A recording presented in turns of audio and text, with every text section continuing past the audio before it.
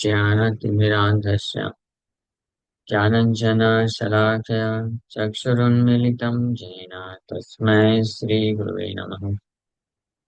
नमो विष्णुपादाय कृष्णप्रेष्ठाय भूतले श्रीमते भक्तिवेदान्तस्वामिनिति नामिने। नमस्ते सारस्वते देवे गौरवाणी प्रचारिणे निर्विशेषा शून्यवादी पाश्चात्यदेशतारिणे नित्यानंद नमस्तुभ्यं प्रेमानंदप्रदायिने कलौ कल्मषनाशाय चान्वापतये नमः। नमो महावदन्याय कृष्णप्रेमप्रदायते कृष्णाय कृष्णचैतन्य नामने गौरतुसे नमः। जय श्री कृष्ण चैतन्य प्रभु नित्यानंद श्री अद्वैत गदाधर श्रीवासादि गौर भक्तवृंद। हरे कृष्णा कृष्णा कृष्णा हरे हरे, हरे राम राम राम हरे हरे। हरे कृष्णा। तो आप सभी भक्तों का हार्दिक स्वागत है आज के भगवद गीता की चर्चा में। तो हम लोग चर्चा कर रहे हैं श्रीमद् भगवद गीता चैप्टर 7 सातवां अध्याय, और इसका श्लोक संख्या 24 पे चर्चा कर रहे थे। 24 नंबर श्लोक। अव्यक्तं व्यक्तिमापन्नं मन्यन्ते माम् अबुद्धया परम भावमजानन्तो ममाव्ययम् अनुत्तमम्। The unintelligent men who do not know me perfectly think that I, the Supreme Personality of Godhead Krishna, was impersonal before and have now assumed this personality. Due to their small knowledge, they do not know my higher nature, which is imperishable and supreme.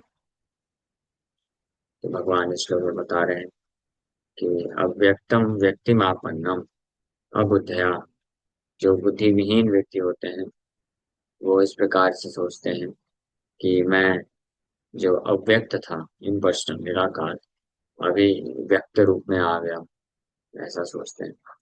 मेरे परम भाव, परम स्वभाव, भाव को न जानते हुए कि मैं अव्यय और अनुत्तम सुप्रीम हूँ, वैसा कम बुद्धिमान लोग सोचते हैं। हम लोग इसका तात्पर्य पढ़ रहे थे और तात्पर्य का आखिरी के 2 पैराग्राफ बचे हुए, उसके ऊपर चर्चा करें। So the 20th verse clearly states, Kamastaistaritajnana prapadyantanya devata. Those who are blinded by lusty desires surrender unto the different demigods. It is accepted that besides the Supreme Personality of Godhead, there are demigods who have their different planets, and the Lord also has a planet. 20 number श्लोक में भगवान ये clear बताते हैं कि जो लोग काम वासना से प्रभावित होते हैं, कामस्तैर्थ ज्ञान, वो अन्य देवताओं को समर्पण करते हैं। और साथ ही साथ में ये भी बताया भगवान कि जिस प्रकार से देवताओं के अलग अलग लोक होते हैं, अलग अलग देवताओं के, चंद्रदेव चंद्र ग्रह में रहते हैं, वरुण देव वरुण अपने ग्रह में रहते हैं, सूर्य देव सूर्य ग्रह में रहते हैं, इंद्रदेव अपने ग्रह में रहते हैं। तो इस प्रकार से कृष्ण का भी अपना एक प्लेनेट है। जैसे ब्रह्मलोक में ब्रह्मा जी, उसी प्रकार से कृष्ण लिव्स इन गोलोक वृंदावन और कृष्ण लोक। As stated in the 23rd verse, Devan Devayajo Yanti Madbhakta Yanti Mamapi. The worshippers of the demigods go to the different planets of the demigods, and those who are devotees of Lord Krishna go to the Krishna Lok planet. So although this is clearly stated, the foolish impersonalists still maintain that the Lord is formless and that his forms are in positions. So from the study of the Gita, does it appear that the demigods and their opposites are impersonal? Clearly, neither the demigods nor Krishna, the Supreme Personality of Godhead, are impersonal. They are all persons. Lord Krishna is the supreme personality of Godhead, and he has his own planet, and the demigods have theirs. So अगर 20 number श्लोक में देखेंगे, 20, 21, 22, 23, इन 4 श्लोकों में भगवान ने वर्णन किए हैं कि देवताओं का पूजा करने वाले लोग देवताओं के लोगों को प्राप्त करते हैं, और देवताओं का पूजा करने के लिए जो बुद्धि है, श्रद्धा है, वो मेरे द्वारा प्रदान की जाती है। और जो मेरा पूजा करते हैं, मेरे लोग को प्राप्त करते हैं। जब ये ऑलरेडी भगवान बताए, तो इससे स्पष्ट पता चलता है कि भगवान का अपना ग्रह है, अपना स्वरूप है। देवताओं के अपने ग्रह हैं, अपने रूप है। हाँ, तो फिर ये जो निराकारवादी है, मूर्ख निराकार मायावादी, भगवान को निराकार कैसे घोषित करते हैं? इसलिए भगवान इस श्लोक में, ये 4 श्लोकों में सब वर्णन करने के पश्चात इस श्लोक में यह वर्णन कर रहे हैं कि अवजानन्ति मां मूढ़ा, ये अव्यक्तम व्यक्तिमापन्नम मन्यन्ते माम अबुद्धया। जो जो मूर्ख होते हैं वो ऐसा सोचता है। अदरवाइज किसी के पास थोड़ा भी बुद्धि होगा तो पिछले 3-4 श्लोकों के अनुसार के आधार पर ये समझ सकता है कि भगवान कृष्ण निराकार नहीं है, उनका अपना ग्रह है और उनका अपना स्वरूप है।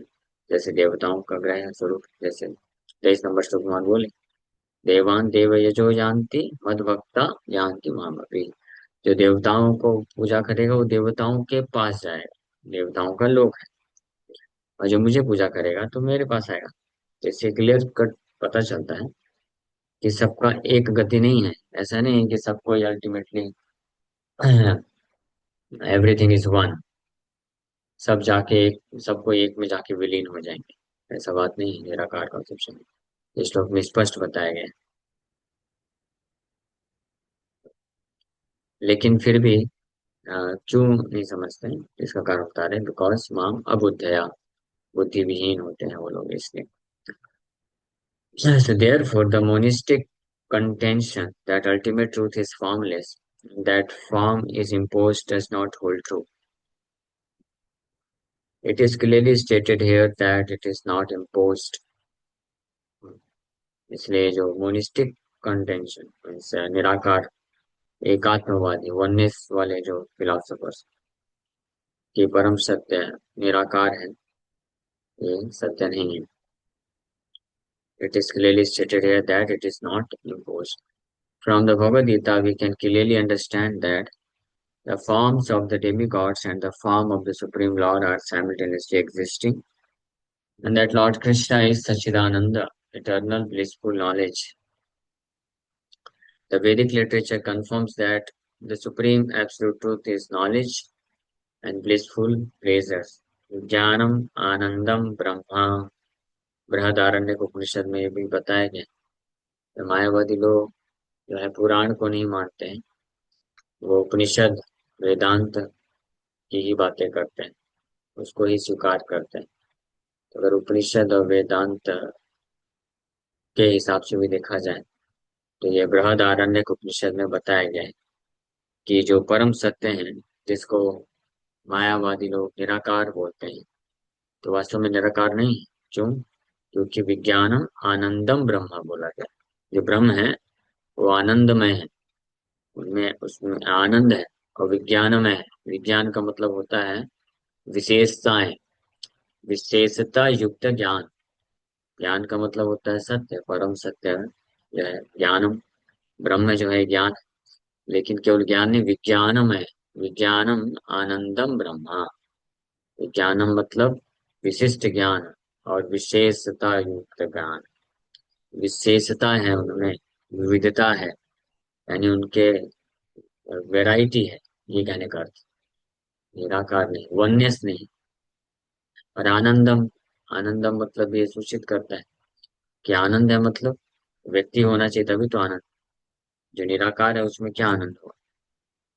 हाँ, तो ये भगवद गीता से भी पूरी तरीके से स्पष्ट रूप से प्रमाणित होता है, और उपनिषदों में भी स्पष्ट रूप से प्रमाणित होता है, और साथ ही साथ में पुराणों में भी प्रमाणित होता है that he is the reservoir of unlimited auspicious qualities, अनंत कल्याण गुणात्मक वसव। विष्णु पुराण में भी बताया गया कि भगवान जो परम ब्रह्म है, परम सत्य है, वो अनंत कल्याण गुण के सागर है।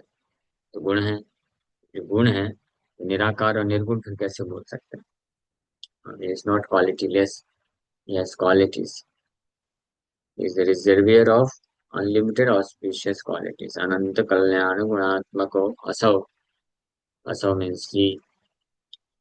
And in the Gita, the Lord says that although he is Aja, he still appears अजो अपि सन् अव्यात्मा, वहां बोलते हैं अजो अपि, हालांकि मैं अजन्मा हूँ, लेकिन फिर भी मैं आत्म माया संभवामी,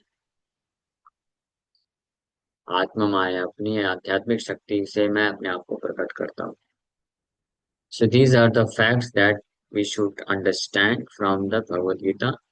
We cannot understand how the Supreme Personality of Godhead can be impersonal.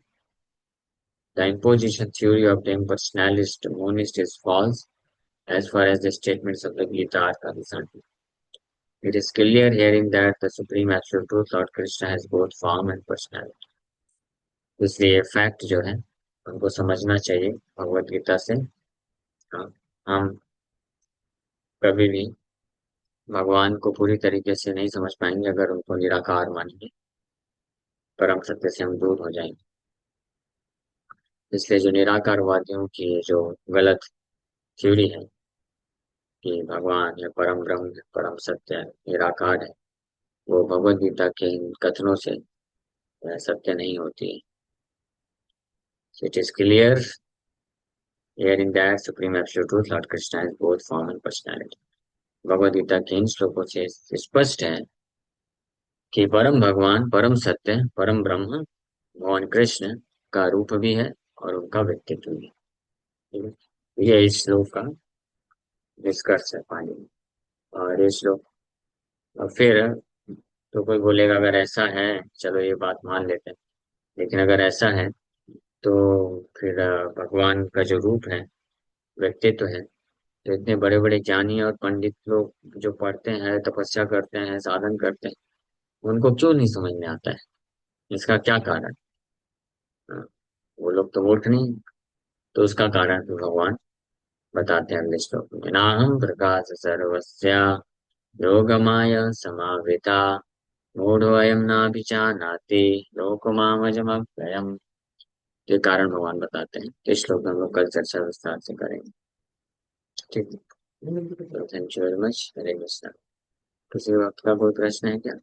पूछ सकते हैं।